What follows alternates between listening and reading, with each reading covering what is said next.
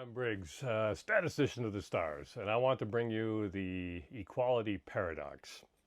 So I have a picture here, and let me make room for the picture here, which I should have did beforehand. If I do this right here, will be a picture. It doesn't seem to matter very much. I didn't make this picture. I found it around on the internet. Uh, you will, if you peer closely anyway, and if you can't see it, if you can't see the fine details out that they're worth looking at, go to wmbriggs.substack.com. And there the picture will be, the whole article on this. There's two tiers. We see a bunch of rulers in various nations dressed, what can we say, conservatively, but not in the political sense. And we see at the bottom a very typical slice of modern rulers all over the world, again, and they're dressed poorly, which is not to say inexpensively. They want to, rulers now, these are not rulers of nations, these are rulers of localities, and that's one of equality's problems. I want to make sure I'm not misunderstood here, because when I say people dress poorly, we even have the richest man in the world. He prowls around in an ugly, sloppy black T-shirt and jeans. Not unusually for his class, our class of elites. And all of these rulers do the same. And this is, you will have brought to mind many other instances, similar instances of these kinds of things. Not all rulers, but increasingly many, at least the majority, and increasingly many of them. So when I say they're dressed poorly, I do not mean to imply that they are dressed cheaply. They have needs necessarily to want to look like the masses, but they still want to separate themselves, and so they dress very expensively. These are called designer clothes that they're wearing. But of course, every article of clothing everywhere was designed by someone. So designer is just a euphemism for expensive. All right, so they're expensive, and those in the know, of course, you could signal to somebody else that you're wearing, Jacques Pepin's baguette shirt or something like this. I don't know. I don't know any of the names of these designers. I don't keep up with that kind of a thing. But of course, as they want to look like the masses, our rulers do, for a reason we'll discuss in a minute. That's the equality paradox. They still require of their servants to dress their part, to behave like their servants. Servants will wear, to this day, they'll wear highly structured uniforms that indicate at a glance who they are. So even as their masters wear sloppy clothes, the servants will wear very nicely kept clothes for the most part.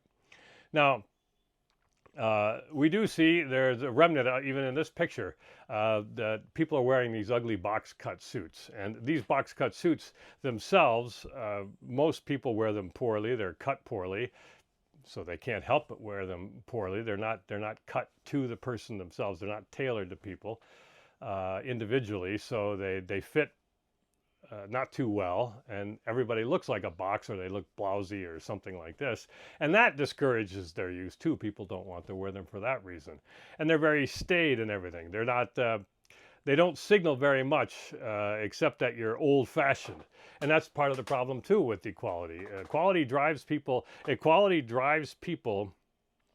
our rulers, to act more like the masses, to want to be seen as one of the masses, because they all preach equality. Everybody preaches equality, and therefore the masses must say that they are one of us. Now, we all remember the picture a year ago, 2 years ago, I forgot how long. Senator Chuck Schumer, he's standing at his grill. Was it the 4th of July? I don't remember. He's standing at his grill, and he's got, look at those yummy burgers he's got on his grill. He's got his apron on and his spatula in hand, mugging at the camera. And of course, he forgot to light the fire. And more importantly, he's got the raw patties sitting there. He's got raw cheese on the raw patties. Absolutely, completely blown thing. But it just goes to show you. It proves in that one picture. They have to be seen as one of us. But his staffers also forgot to light the fire, and so did the photographer. So all of these elites see themselves in a class wanting to project themselves as one of us, but not knowing how. They do know that they have their own customs and rituals and so forth. But they try to have these out of prying eyes. But because eyes are very prying with increased technology and cell phones and everything, the spaces in which they could do their own thing and act like elites, act like rulers, is diminishing. And therefore, they don't do them as often, and they become, again, more like the people. And that's why. And why do they do this? Well, because they have to.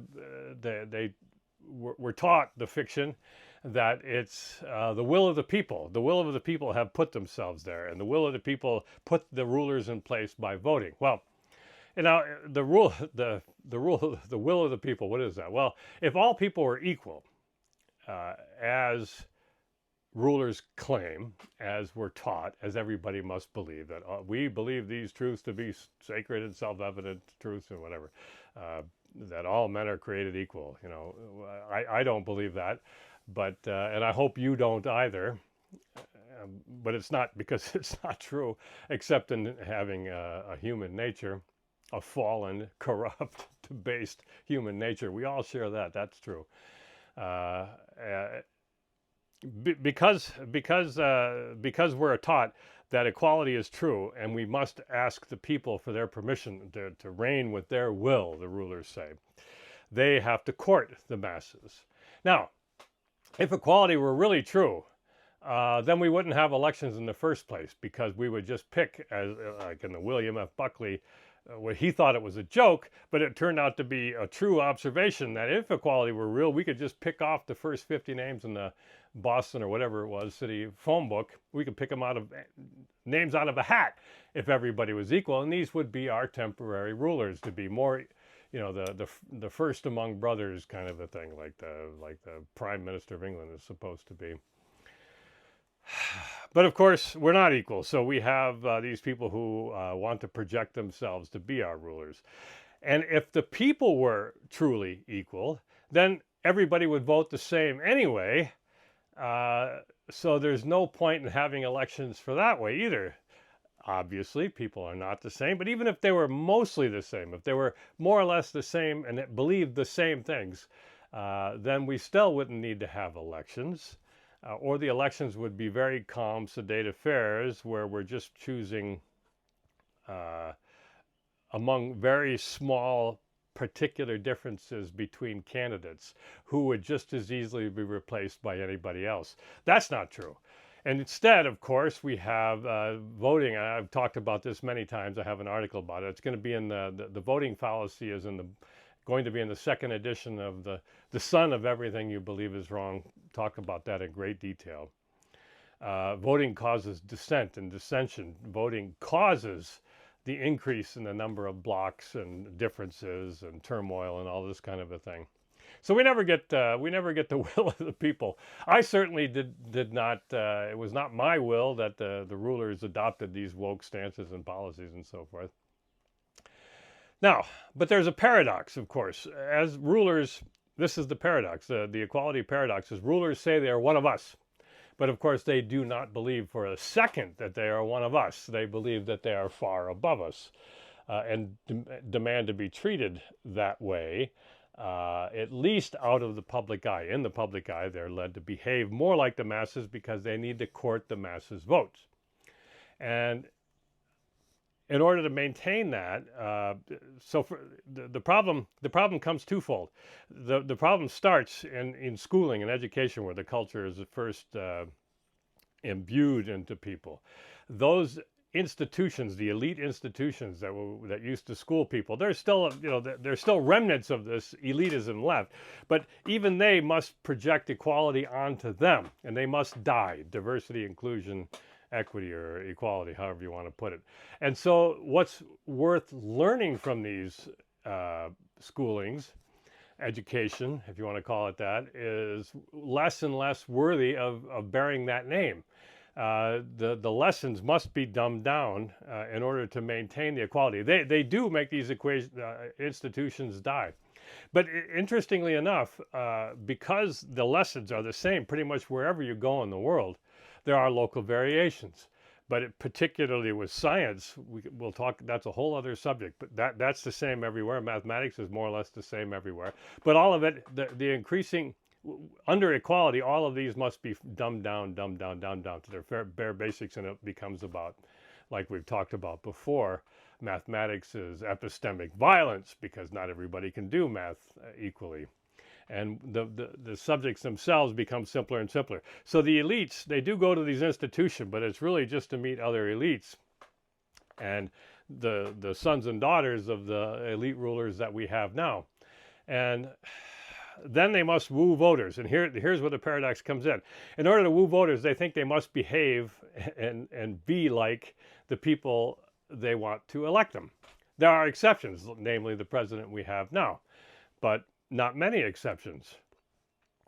And they do behave this way. I mean, you know that they adopted vulgar and obscene language at very much increasing rates from it was even 20 years ago or 50 years ago.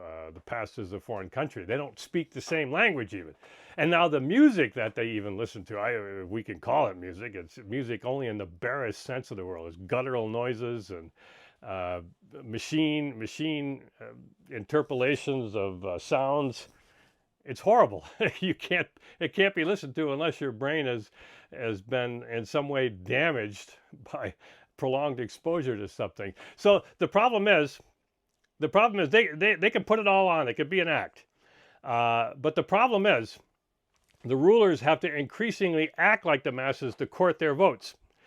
And the masses would typically look to the elite, they would look to the rulers, and they would say, my, isn't that nice? I want to be like that. I want to have what they have to the best extent that I have. I might not be a noble. I can't be a noble. I'm only a commoner, but I can aspire to greatness in these other ways. Now they look to the rulers, and the rulers look back at them, and they look like themselves. The masses see these rulers, and the masses are acting just like they do. There's nothing to aspire to. There's no greatness to be achieved there except for a few material possessions that they have. And so the masses say, the hell with this, I'm going to just behave even more base and in a vulgar fashion. And that, of course, causes the rulers who want to emulate the masses to descend further down this slippery slope. So that's the equality paradox. Equality, we want this equality to happen everywhere. We desire it. Everybody should be the same. But the economic ways, you already know about what that leads to. But culturally, it leads to the same thing. Education has declined, music has declined, art has declined, and of course all the politics has descended into the abyss because equality is the great leveler. No peak can remain standing under equality. Equality will burn itself out at some point when there's nothing left of the intellectual capital that we built up in the years previous to equality. And when that happens, when that comes about, it's probably the same as everything else, you know, suddenly, gradually, and then suddenly. And that is the way of man, it seems. All history repeats these cycles, and we're repeating it now. That's it for now. If you want to see it all, the article itself, wmbriggs.substack.com. Thanks for listening.